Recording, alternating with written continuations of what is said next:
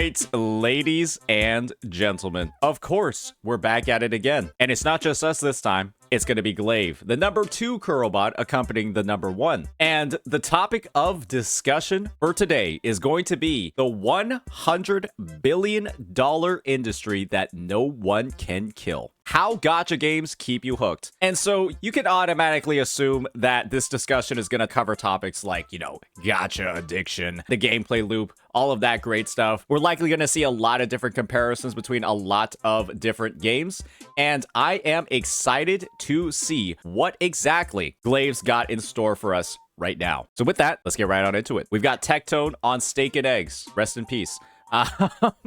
As the very first frame of this video. Let's get right on into it. The other day I was listening to a podcast because, I believe self-improvement and knowledge is literally the best investment you can make from your time. And at one point, the guest mentioned something that caught my attention. Basically, the average business lasts about 10 years. Now, obviously, businesses and video games aren't the same thing. I mean, unless we're talking about certain live service games that treat players like ATM machines. But that little statistic stuck with me, and it made me wonder, will gacha games ever die? We joke about it all the time, right? Wuthering Waves EOS soon. Or clowning on Tower of Fantasy because, well, it is actually shutting down. But what about the big ones? What about Genshin Impact? What about the Nice shout out. Entire genre? What will you play afterwards, and what about me, the content creator for these games? So naturally, my Asian curiosity ate the cat, or whatever the actual saying is. Sup, homie? This is Tony. I went down a research rabbit hole, and what I found is actually kind of fascinating. Gacha games might not be as bulletproof as they seem, and if you're curious too, then stick around. If this helps you, please like, comment, and subscribe, and all that good stuff. I don't feel like this is like crazy new information for a lot of people. The general vibe to me is that there are just such a large number of games that release on like mobile platforms, a massive number of games that release on mobile platforms. And the thing is, so many of them go in and out of service. You take one look at the r/gacha gaming subreddit, and it's literally just like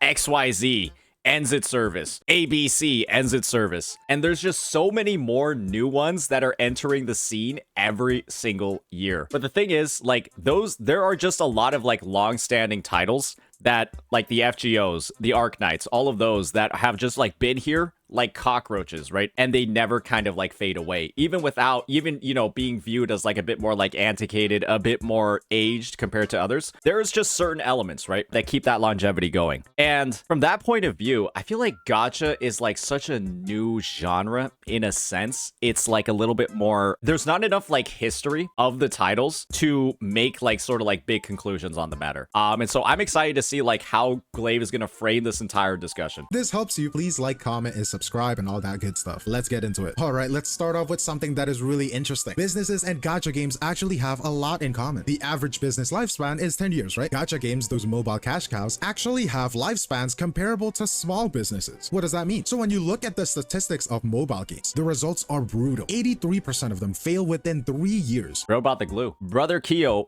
brought the glue. That is worse than a restaurant industry. And if we zoom in on gacha games specifically, we see the same trend. Some of them thrive for a decade or more, like Puzzles and Dragons, Fate Grand Order, Summoner's War, which is my personal favorite, of course. They are still printing money years later. Meanwhile, others, they crash and burn in 2 or 5 years. Case in point, Tower of Fantasy, which launched in December 2021 and is already heading to the graveyard in April 2025. But here's the key takeaway. Individual gacha games might die, but the genre itself isn't going anywhere. It's a self-sustaining ecosystem. For every game that shuts down, there is a brand new one ready to take its place. Whether it's Xenozone Zero, Infinity Nikki, or the upcoming gacha game Ananta, or some unannounced title that is already in development. Basically, gacha games are like cockroaches. They might evolve, change forms, or relocate, but they are never truly going extinct. If there's one thing you need to understand about gacha games, it's this. They are money printing machines. Let's put it in perspective. Genshin Impact, they made $1.2 billion in its first year. That is not total revenue, that is just mobile earnings. Meanwhile, your average AAA game takes 5+ years to develop, costs hundreds of millions to make, and still might flop unless it's a Grand Theft Auto level phenomenon. And I think one thing people don't factor in, right, is when you look at like the actual raw revenue numbers that are coming from mobile games, there are just some titles that after a year of success, or like maybe 1 or 2 years of success, they might as well kind of just become permanent, because the amount of revenue that you need to actually keep those updates going, to keep that life cycle of a game like Genshin or HSR or ZZZ or even Wuwa going, isn't necessarily as high. You just make your updates every 45 days, right? Your new version update every 45 days. That doesn't cost as much as like creating an entire new game, especially right from titles like Honkai Star Rail, as we've seen under the Hoyoverse umbrella. There are some updates and there are some patches where the devs are clearly just fucking phoning it in, like Honkai Star Rail 3.1. That has to be one of the lowest budget patches I have ever seen in the history of gacha gaming, with such little QA, really like visibly clear, a lack of budget, a lack of effort, a lack of just like basic double checking and resources poured into the project. And when those patches are able to make hundreds of millions of dollars with so little actually put in, yeah. Getting that foothold in the first place might be difficult, but extending it, right, and keeping the game going and preventing EOS is something that is very easy to do once that foothold is held. Once that brand rep of the game is top of mind for people. 1,000,000%. Genshin isn't even the biggest gacha money maker. Monster Strike, 7.2 billion. Fate Grand Order, multi-billion-dollar success. We just talked about games like HSR and Genshin. Imagine how much it actually costs to make FGO updates. Not actually that much. The game is like a fucking 2D with one of like the most simple and boring combat systems in the genre. They spend most of their stuff on like art and marketing and like events. Things like that. Most of the money being spent on games like FGO or Monster Strike isn't really like on the game. It's for like the marketing and like the ecosystem of everything outside of the game. 1,000,000%. That game has been selling PNGs of anime characters for almost a decade, and its biggest whales are still out here dropping thousands of dollars on 0.8% rate up banners. And why? Because the live service model is an infinite revenue loop. There is no end, no one and done purchase like a normal game. The developers can just keep rolling out new characters, weapons, skins, whatever it takes to keep you locked in and spending. It's brilliant and it's terrifying at the same time, and it's exactly why gacha games aren't dying anytime soon. Am I dead? Is this real? But that is just one part of the story. Because let's be real, gacha games are just glorified slot machines, and they know exactly what they're doing. Every single 10-pull triggers a dopamine hit. You know that rush when the animation plays, and for the split second, you think, this could be it. This could be my 5-star. That is variable reward psychology. The same tactic casino uses to keep people glued to the slot machines. Just had to do it. He just had to do it to him. I was thinking, over the past couple of Glaive vids that we watched, I hadn't seen EO. I hadn't seen him. I thought I was like, huh, there's a shocking lack of glue across some of these vids. And you know what? I assume it came off cooldown. But yeah, Glaive is right here. And of course he's using like a scientific study for it, so of course he's right. But it's just that same exact thrill that you're gonna be getting for people that go to Las Vegas. And there's a reason why Las Vegas is kind of like one of the biggest money makers in the world. People really like this idea, right, of being able to like risk something or like have the potential for these massive rewards. And that potential and that one time that you do strike it and you do get that massive W, that kind of mitigates all of like the losses that you had in the past. It's kind of like a phenomenon, right? In everyday life, most of the time when you're like not kind of like going into like this whole like gambling situation, this is how you view things. You remember like your big losses or like the negative experiences in your life a lot more than the good times. That's what I would say, right? Like, think about whenever you're like going to work or whenever you like went to school, you're not really like thinking about the times where it's like, oh, that lecture was really good. Or, oh, that like thing that I saw was really good. The stuff that's top of mind for you is kind of just like, oh man, this was an absolute dog shit professor. Or this was like an absolute dog shit movie that I saw. Or, oh my gosh, that meeting or my boss is terrible. But when you like kind of get into like the gambling situation, everything is like reversed. Because you go into it almost knowing that you're going to lose, right? You know that when you pull on a gacha banner, you know that you're going to lose most of the time. And so the expectation is already set. It's already there. I am going to get fucked. And so that one time where you do win it big, you know, you're on zero pity and you get the triple 5-star pull, you're just like, ooh. And that's like kind of like the dominating emotion that sticks in your mind because you already went into it knowing you're gonna lose. And so that's my point of view on how it can get so addicting for people. And when you lose, your brain still registers it as almost winning. That is why pulling a 4-star feels like it means something, even though it's literally just losing with extra steps. And the worst part is that it's all designed to keep you from stopping. Time-limited banners create FOMO. If I don't pull now, I might never get this character again. Pity system make quitting feel like a waste. Pity systems aren't actually pity, if you think about it, because you're like, maybe I already spent 60 pulls, might as well go in all the way. Arknight's Enfield.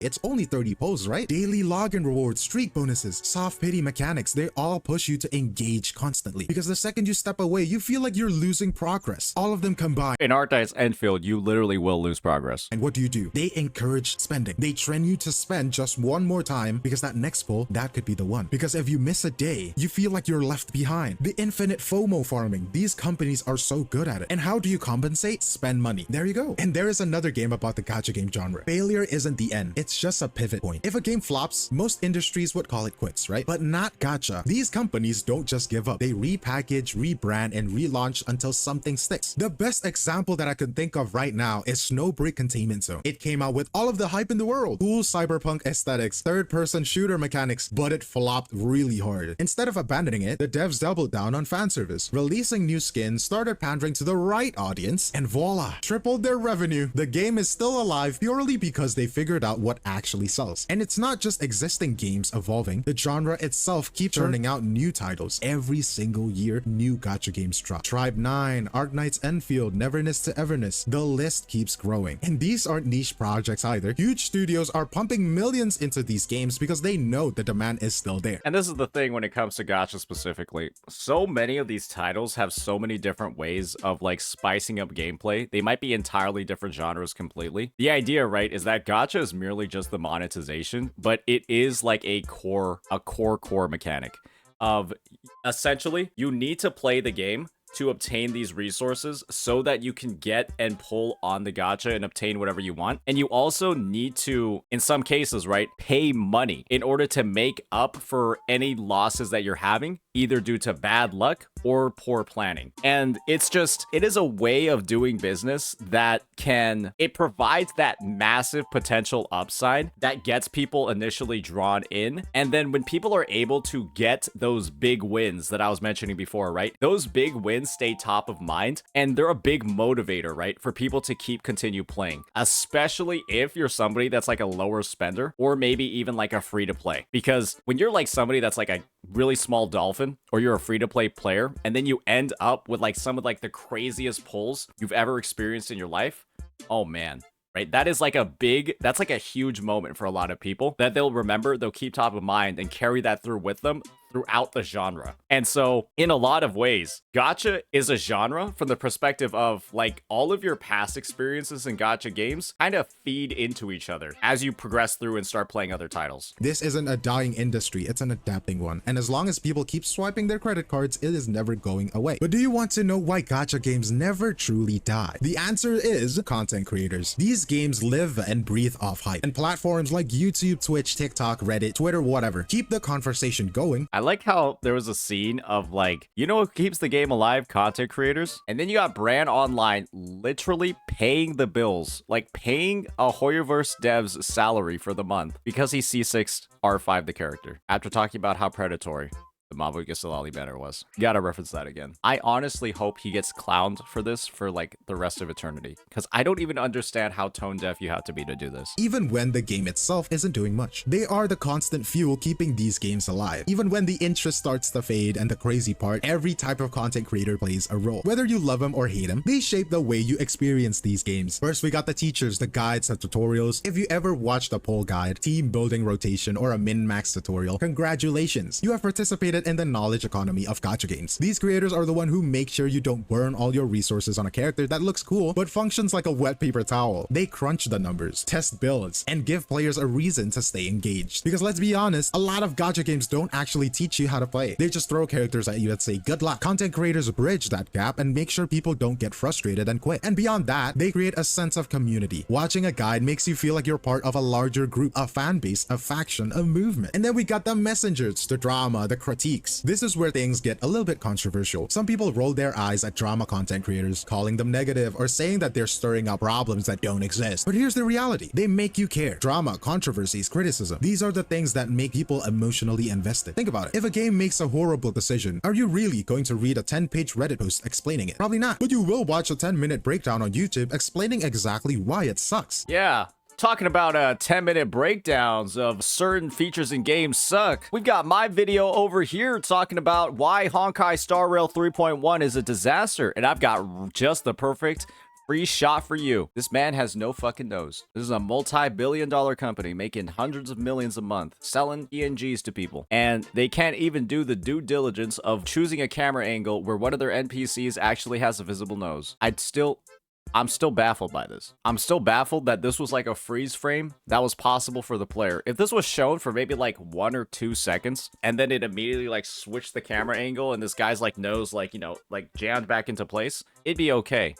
But what is this? These creators are the one who hold developers accountable, spark discussions, and make sure the community actually has a voice. Sometimes they get villainized, but without them, people wouldn't be nearly as passionate about these games. And then we got the people who make the game look fun, exciting, and worth playing. The entertainers, right? Whale accounts flexing C6R5 characters, insane speedruns, ridiculous challenge runs that prove a 4-star can solo the hardest content. All of it keeps the game in the public eye. These players push the mechanics to their limits and give casual players something to aspire to. Even if most people will never touch that level of play, they still love watching it because it makes the game look alive. And even if they're bad at the game, they're low-key some of the most important people in the ecosystem. Let's be real, most players aren't hardcore meta players. They're just here to have a good time. So when a content creator is failing spectacularly, but making it hilarious, it makes the game more inviting. Yeah, that's just Box 2. I'm not gonna lie. I respect Box 2 an incredible amount because like Box's brand is like low-key. Like part of his brand is him not being good at games. It's crazy. Same thing with Yango. It's like their brand is like them either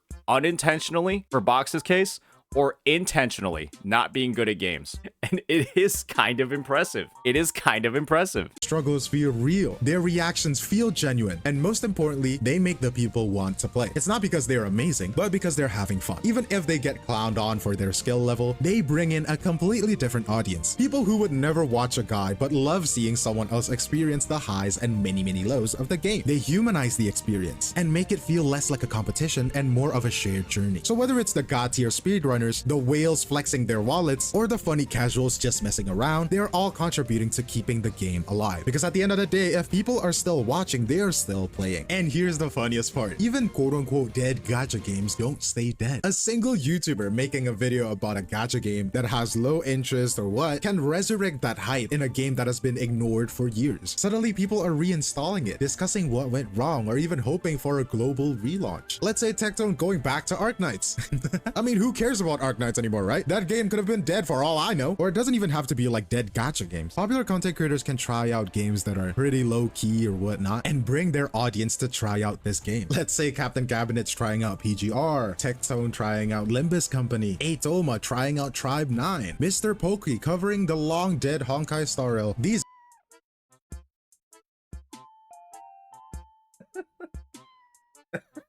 Hey, cat.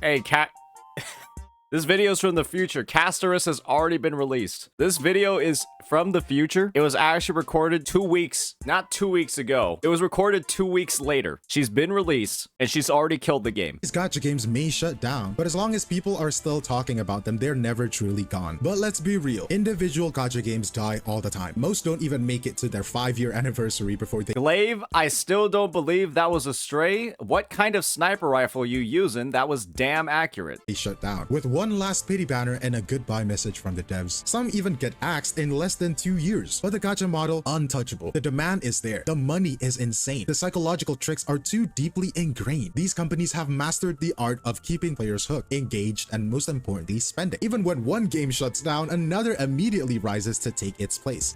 And like I was saying, right, I do believe gacha is not really even a system anymore. It is a genre, right? Because you're able to give people this feeling of either like accomplishment, this feeling of value, just from the way that people are like getting characters, right? They're getting resources, they're getting weapons, they're getting all these different things in exchange for those pulls. And the mindset that I think many people have as they're going from gacha game to gacha game is that, sure, the genre and the gameplay might matter, and the genre and the gameplay might have a big effect, but that whole basic idea, right, that you're gonna put in resources or put in those pulls knowing you're gonna lose, but you still have that potential to have an absolute massive win, that's something that carries over from game to game to game to game. And oftentimes, right, that's one of the big reasons why people are playing in the first place. It could be a lot of it because of the gameplay, but oftentimes people will like just play a game because it is gacha, and they do have that chance to be an absolute demon in terms of RNG.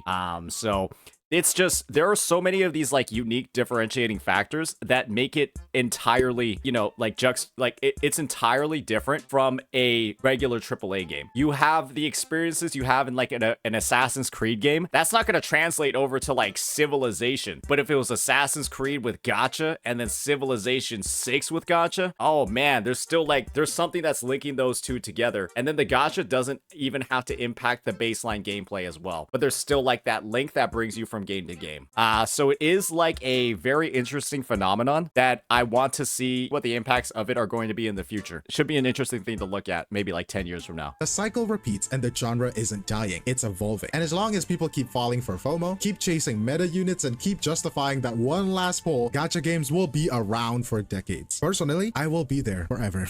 I love gacha games. So after breaking this all down, the verdict is clear. Gacha games are thriving. The industry is printing money. New games are launching every year. The entire model is designed to survive, adapt, and outlast. From a business standpoint, it looks completely unstoppable. But here's the thing. Nothing is ever truly invincible. History proves that whenever something seems too big to fail, there is always something lurking beneath the surface. Oh, nice Whether one, it's buddy. regulations, market shifts, or player fatigue, or even internal greed pushing things too far. No empire lasts forever. And when a giant falls, it is never by accident. So next time, let's flip the script. How do you actually kill a gacha game? Well, this is what happened, Glaive, when it came to the Roman Empire. Once the humongo Roman Empire fell, that split into multiple countries. And so once the Hoyoverse Empire falls, we're going to be seeing a lot more gacha games. And probably, let's be honest here, better ones. Because they're going to look at this example, right? People look at the example of how the Roman Empire fell, and they use that as a lesson for what they need to do and not do in the development of their empires, or really in this case games, across the future. And so when it comes to Hoyoverse, there's a lot of stuff where it's very clear they're just being some of the most predatory, annoying, garbage companies or garbage dev teams ever, but they also do a lot of things right. And so hopefully we're going to be seeing a lot more of these companies copy more of the right things and less of the bad things. And Wuthering Waves is my prime example of a game that takes the good but removes the bad. Just look at the weapon banner. With that, let me know what you all thought about this one. I thought it was a banger. Peace out.